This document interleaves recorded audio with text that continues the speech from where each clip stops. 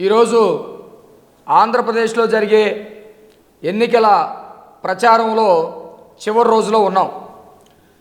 ముఖ్యంగా విజయవాడ నగరానికి సంబంధించి తూర్పు నియోజకవర్గంలో తెలుగుదేశం పార్టీ అట్లాగే ఏదైతే జగన్మోహన్ రెడ్డి వైసీపీ పార్టీ ప్రధాన అభ్యర్థులుగా ఉన్నటువంటి దాంట్లో పోటీ జరుగుతూ ఉంది. తెలుగుదేశం పార్టీకి సంబంధించి చంద్రబాబు నాయుడు గారు అభివృద్ధి కాముకుడైతే వైసీపీకి సంబంధించి జగన్మోహన్ రెడ్డి అరాచకానికి సింబల్గా పనిచేస్తూ ఉన్నాడు. అభివృద్ధి కాముకుడికి సంబంధించినటువంటి చంద్రబాబు నాయుడు గారి అభ్యర్థిగా ఇక్కడ మరి గంగిగోవు లాంటి గద్దె రామ్మోహన్ గారు ఇక్కడ పోటీ చేస్తూ ఉన్నాడు. అట్లాగే అరాచకవాదికి వారసుడుగా ఉన్నటువంటి వైసీపీకి అవినాష్ పోటీ చేస్తూ ఉన్నాడు. ప్రజల ముందు వీళ్ళిద్దరూ స్పష్టంగా అర్థం చేసుకోవాల్సినటువంటి పరిస్థితి ఉంది. ఈరోజు మీ ముందు గంగిగోవు లాంటి గద్దె రామ్మోహన్ గారు ఉన్నారు. ఆయన్ని ఎన్నుకుంటారో లేకపోతే అరాచకాలకి వారసుడుగా ఉన్నటువంటి అవినాష్ని ఎన్నుకుంటారనేది ప్రజల ముందు ఉన్నటువంటి ప్రశ్నగా ఉంది. అట్లాగే రాష్ట్రం మొత్తం కూడా ఒక మార్పు ఈరోజు మొదలైంది. తెలుగుదేశం పార్టీ కూటమిని గెలిపించాలని చెప్పేసి ప్రజలందరూ కూడా కోరుకున్నట్టు చాలా స్పష్టమైనటువంటి వేవ్స్ ఉన్నాయి. ఈ సందర్భంగా ఇక్కడ విజయవాడ తూర్పులో ఉన్నటువంటి ప్రజలందరూ కూడా విజ్ఞప్తి చేస్తూ ఉన్నాం. ఇక్కడ విజయవాడలో గతంలో ఉన్నటువంటి రాజకీయాలు, రౌడీ రాజకీయాలు ఎవరు చేశారు, చంద్రబాబు నాయుడు గారు వచ్చిన తర్వాత ఆయనకి సంబంధించినటువంటి అభ్యర్థులు వచ్చిన తర్వాత ఏ విధంగా విజయవాడలో కూడా మార్పులు వచ్చిందనేది మన ముందు స్పష్టంగా కనపడతా ఉన్నాయి. ప్రజలు ఇంకొకసారి విజయవాడ తూర్పుకి సంబంధించినటువంటి వాటిలో గద్దె రామ్మోహన్ గారికే మీరు అవకాశం ఇచ్చి ఒక ప్రశాంతమైనటువంటి వాతావరణాన్ని, ప్రశాంతమైనటువంటి విజయవాడని కోరుకోవాలని చెప్పేసి విజ్ఞప్తి చేస్తూ ఉన్నాం. ఎవరైతే దేవినేని అవినాష్ ఉన్నాడో ఆ అవినాష్ ఇందాక నేను చెప్పినట్టుగా అరాచకవాదానికి వారసుడుగా ఉన్నాడు. అతను ఈరోజు వరకు కూడబెట్టుకున్నటువంటి డబ్బులు లక్షల కోట్లు ఉన్నాయి. కానీ ఏమీ లేనటువంటి పేదవాడుగా అఫిడవిట్లో చూపించేటువంటి పరిస్థితి ఉంది. దేవినేని అవినాష్కి సంబంధించి గతంలో ఏమీ లేనటువంటి వాడే. వాళ్ళ తండ్రి నెహ్రూ గారి టైంలో ఎక్కడా కూడా ఆస్తులు లేనటువంటి పరిస్థితి ఉంది. దేవినేని నెహ్రూ గారి నుంచి అవినాష్ దగ్గరికి వచ్చేటప్పటికి అంటే దాదాపు 40-50 సంవత్సరాల్లో లక్షల కోట్లు ఏ విధంగా వచ్చినాయో అర్థం కావట్లేదు. అలాంటి ట్రిక్ ఏదైనా ఉంటే ఈ తూర్పు నియోజకవర్గంలో ఉన్నటువంటి ప్రజలకు కనుక చెబితే పేదవాళ్ళందరూ కూడా ధనికులు అవుతారు. కష్టాలు లేనటువంటి జీవితాన్ని వాళ్ళు కూడా సంతోషంగా స్వీకరిస్తారు, హాయిగా బ్రతికేటువంటి అవకాశం ఉంటుంది. దేవినేని నెహ్రూ గారు ఎలాంటి బ్రతికాడో కూడా మనందరికీ తెలుసు. ఆయన క్రాంతి కూల్ డ్రింక్స్ అని చెప్పేసి ఇక్కడ గుణదల్లో ఒక cool drink shop, soda shop నడుపుకునేటువంటి వ్యక్తి. నాకంటే కూడా మీ అందరికీ తెలుసు. ఒక సోడా షాపు నడుపుకునేటువంటి వ్యక్తి ఆ సోడా షాపుకి యజమాని అవటమో లేకపోతే అక్కడ ఉన్నటువంటి బిల్డింగ్ కొనటమో లేకపోతే కొద్ది రెట్లు ఎక్కువ సంపాదించుకోవటం అనేది ఎవరైనా నమ్మగలుగుతారు. కానీ దేవినేని అవినాష్ దగ్గరకు వచ్చేటప్పటికి దాదాపు లక్షల కోట్లకి అధిపతి ఏ విధంగా అయ్యాడనేది మనకు అర్థం కావట్లేదు. చాలా ఉన్నాయి ఆయన ఆస్తులకు సంబంధించి కనుక చిట్టా చదవగలిగితే. గుణదల దొడ్డి అతను ఉండేటువంటి స్థలం, ఆ స్థలం ఎట్లా వచ్చింది? ఎల్వి ప్రసాద్ హైదరాబాద్లో ఎల్వి ప్రసాద్ గారికి సంబంధించినటువంటి ఇన్స్టిట్యూట్ పక్కనే దాదాపు 1000 కోట్ల రూపాయలు విలువ చేసేటువంటి హైదరాబాద్ నడిబొడ్డులో 3 ఎకరాల భూమి ఆయనకి ఎట్లా వచ్చింది అంటే విజయవాడలో గుణదల్లో ఉన్నటువంటి దేవినేని నెహ్రూ గారు వాళ్ళ కొడుకు యొక్క ఆస్తి యొక్క విస్తరణ ఏ విధంగా జరిగిందో, ఆయన యొక్క అక్రమ సంపాదన సామ్రాజ్యం ఏ విధంగా జరిగిందో చాలా తెల్లమవుతా ఉంది. Besant road Vijayawada Besant road పక్కన సౌత్ ఇండియా షాపింగ్ మాల్, పెద్ద షాపింగ్ మాల్ ఆయన స్థలంలోనే ఇచ్చినటువంటి పరిస్థితి. ఏలూరు రోడ్లో బిఎస్ఎన్ఎల్ ఆఫీస్ ఎదురుగా ఒక పెద్ద షాపింగ్ కాంప్లెక్స్ ఉంది.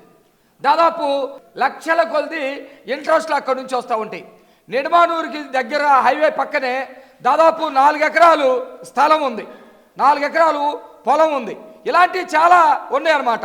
ఇవన్నీ కూడా దాదాపు పోరంకి నిడమానూరు రోడ్లో ఎల్జీ కంపెనీ ఏదైతే గోడౌన్ స్థలం ఉందో అది కూడా వీళ్ళదే.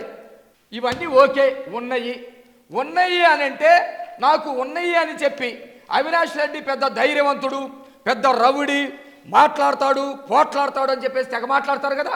ఆయన అఫిడవిట్ ఇది. ఈయన అఫిడవిట్లో ఏమని చెప్పాలి? ఇవన్నీ నాకు ఉన్నాయి, ఇంకా చాలా ఉన్నాయి, అవన్నీ కూడా నా తండ్రి సంపాదించాడు, లేకపోతే నేను సంపాదించాను, నా వ్యాపారాలు ఇవన్నీ చెప్పాలి. కానీ అతను ఏం చెప్పారు? ఆయన అఫిడవిట్లో మొత్తం ఎంత చూపించాడంటే 2022-23 ఆయన ఆదాయం 24,59,280 రూపాయలు. ఆయన దగ్గరున్న రౌడీలకి ఒక పూట పెట్టేటువంటి డబ్బులు ఆయన సంవత్సరం ఆదాయంగా 2022-23 ఆదాయం 24,59,280 రూపాయలు ఆయన అఫిడవిట్లో చూపించాడండి. నిజంగా విజయవాడ తూర్పులో ఉన్నటువంటి ఓటర్లు కనుక ఇది నమ్మితే నాకు కూడా అభ్యంతరం లేదు. 2021-22 సంవత్సర ఆదాయం 0. నేను మార్కర్ చేసాను, చూడండి, జూమ్ చేసి చూపించి. ఆదాయం ఏమి లేకపోతే ఆయన ఏం తిన్నాడు? ఆయన పిల్లం పిల్లలు ఏం తిన్నారు? ఆయన రౌడీలను ఎవరు పోషిస్తున్నారు? 2020-21 ఆదాయం కూడా 0 ఆదాయం ఉన్నటువంటి వాడు వాళ్ళ కుటుంబాన్ని ఎట్లా పోషిస్తున్నాడు, వాళ్ళ భార్య బిడ్డలను ఎట్లా పోషిస్తున్నాడు, బెంచ్ కార్లు ఎట్లా తిరుగుతూ ఉన్నాయి, ఆయన వెనక విజయవాడలో తిరుగుతూ ఉంటే అనంతపురంలో రౌడీలు తిరిగినట్టుగా పెద్ద కాన్వాయిలు ఎట్లా వెళ్తూ ఉన్నాయి, వాళ్ళ వెనకల్లే కార్ల మీద అటు ఇటు రౌడీలు ఎట్లా నిలబడుతూ ఉన్నారు, వాళ్ళని పోషిస్తుంది ఎవరు, వాళ్ళ ఆదాయం 0 అయితే ఎట్లా వచ్చినాయి? దీనికి సమాధానం చెప్పాలా ఆయన ధైర్యవంతుడైతే. అందుకని నేనేమంటున్నానంటే ఈ అవినాష్ అనే అతనికి ఆస్తులు ఎట్లా వచ్చినాయి? నేను చెప్పినటువంటి ఆస్తులు అఫిడవిట్లో లేవని చెప్పాడు. కానీ ఈ ఆస్తులు ఆయన తెల్లవారి పొద్దునే ప్రెస్ మీట్ పెట్టి దమ్ము ధైర్యం ఉంటే ఇప్పుడు నేను చెప్పినటువంటి ఆస్తులే కాకుండా ఇంకా చాలా ఆస్తులు ఉండే వాటన్నిటి జోలికి నేను వెళ్ళను. కానీ ఇవి ఉన్నాయా లేవో చెప్పమానండి. ఇవి మొత్తం కలిసి ఎన్ని కోట్ల రూపాయలు, ఎన్ని లక్షల కోట్ల రూపాయలు ఉంటాయో చెప్పాలని చెప్పేసి నేను డిమాండ్ చేస్తూ ఉన్నా. అయితే ఇవన్నీ ఎట్లా వచ్చినాయి అంటే గుణదల్లో ఇప్పుడు ఆయన ఉండేటువంటి స్థలం ఏదైతే ఉందో మొట్టమొదటే దండాతోటి ప్రారంభించినటువంటి స్థలం, దాని పేరే గుణదల దొడ్డి. గుణదల దొడ్డిలోకి ఎవడన్నా ఒక సెటిల్మెంట్ మీద ఎవరన్నా తీసుకెళ్ళాడంటే వాడు ఒట్టి చేతులతో బయటికి రావాల్సిందే. వాడు స్థలం కాగితాలు తీసుకొని వెళ్తాడు, ఈ స్థలం మా వాడికి కావాలి, స్థలం ఇచ్చేసేయి, లేకపోతే నువ్వు అవుట్. ఈ భవనం మా వాడికి కావాలి, ఈ భవనం మా వాడికి ఇచ్చేసేయి, లేకపోతే నువ్వు అవుట్. నీకు ప్రాణం కావాలా, నువ్వు స్థలం లేకపోతే పొలం వదులుకుంటావా? ఇది అసలు గుణదల దొడ్డి అంటేనే ఆయన సెటిల్మెంట్ దొడ్డి అని చెప్పేసి అందరికీ తెలుసు. అది నిజమో కాదో అవినాష్ చెప్పాలి. మీకు అదే విజయవాడ తూర్పు సంబంధించినటువంటి ఎమ్మెల్యే గద్దె రామ్మోహన్ గారు అయితే ఆయన ఏదైనా వైట్ బిజినెస్, ఆయన ఏ రూపాయి కూడా వైట్గానే ఉన్నటువంటి పరిస్థితి. ఆయన ఆక్వా బిజినెస్ ఉంది, హ్యాచరీస్ బిజినెస్ ఉంది. ఎవరికైనా ఏదైనా ఇవ్వాలన్నా కానీ క్యాష్ కంటే కూడా చెక్కులు ఇచ్చి రైట్ రాయల్గా చేసేటువంటి పరిస్థితి. అలాంటి వ్యక్తి ఒక పక్కన ఉన్నాడు, అరాచకాలు చేసేటువంటి వ్యక్తి ఇంకొక పక్కన ఉన్నాడు.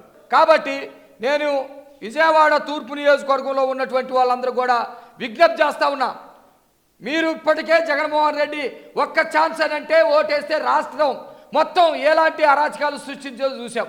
విజయవాడలో పరిస్థితులు కూడా చూసాం. ప్రతిరోజు భయంతో బ్రతుకుతూ ఉన్నటువంటి పరిస్థితి. అవినాష్ లాంటి అరాచకవాది, తోడాలు లాంటి వ్యక్తి కావాలో, లేకపోతే గద్దె రామ్మోహన్ గారు లాంటి ఏదైతే గంగిగోవు లాంటి మనిషి కావాలో తేల్చుకోవాల్సినటువంటి పరిస్థితి మీ అందరి మీద ఉంది.